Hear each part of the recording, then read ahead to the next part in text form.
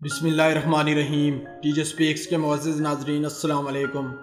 ناظرین محترم، ایک اندھے ہاتھی کو 46 سال بعد جب پہلی بار آزاد کیا گیا تو اس نے ایسا کیا کیا جس کو جان کر سب حیران رہ گئے، اور اس کے علاوہ ان 46 سالوں میں اس کے ساتھ کیا سلوک کیا گیا، اس سارے واقعے کو جاننے کے لیے ویڈیو کا آخر تک ضرور دیکھیں۔ اسپے روایت چینل پر نئے آنے والے ناظرین سے گزارش ہے کہ ہمارے چینل کو سبسکرائب کریں اور ساتھ گھنٹی کے نشان کو بھی دبائیں تاکہ ہر نئی آنے والی ویڈیو کا نوٹیفیکیشن تسلسل و تواتر کے ساتھ آپ تک پہنچتا رہے۔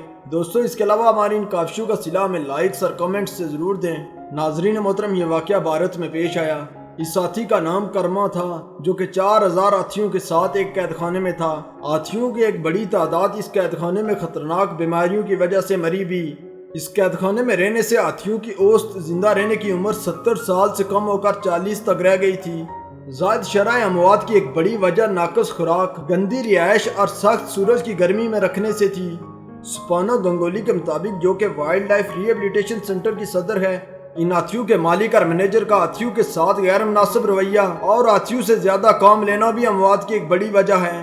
اس نے مزید کہا کہ ان ہاتھیوں کو سمٹ سے بنے ہوئے شیلٹر میں رکھا جاتا ہے، جس سے ان کے پاؤں میں انفیکشنز بھی ہو جاتے ہیں۔ دوستو، اس کے علاوہ اس قید خانے میں ہاتھیوں کو پوری عمر گنا ہی کھانے کے لیے دیا جاتا ہے، جس سے بڑی آنت میں انفیکشن ہوتا ہے اور یہ بھی اموات کی ایک وجہ بنتی ہے۔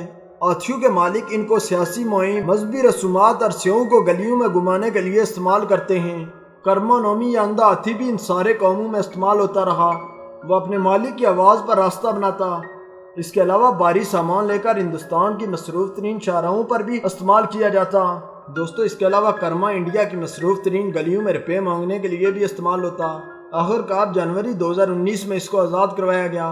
Wild life S O S نے اس کو آزاد کیا اور شمالی انڈیا میں ہاتھیوں کے ری ایبلیٹیشن اینڈ کیئر سینٹر میں رکھا، جہاں اس کو اپنی باقی زندگی آزادی سے گزارنے کا موقع ملا۔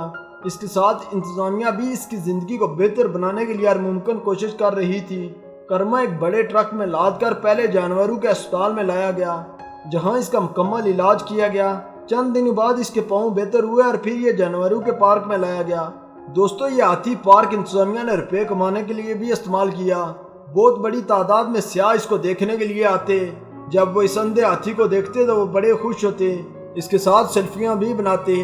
کرما اس پارک میں ذہنی اور جسمانی طور پر بھی دن بدن بہتر ہو رہا تھا۔ وہ ہر وقت انجوائے کرتا اور پارک انتظامیہ سے بہت خوش تھا۔ ایسے لگ رہا تھا کہ اس کو نئی زندگی ملی ہے۔ دوستو، جو ہی اس ہاتھی کو پارک میں لایا گیا تو اس کی آنکھوں سے آنسو جاری ہو گئے تھے۔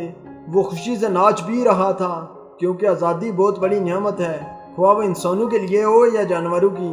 تو دوستو، اگر آپ کو ہماری یہ ویڈیو اچھی لگی ہے تو اس کو لائک کریں، اپنے دوستوں کے ساتھ شیئر کریں۔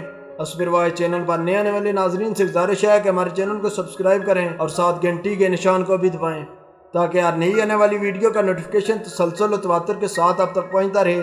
تب تک فی امان اللہ۔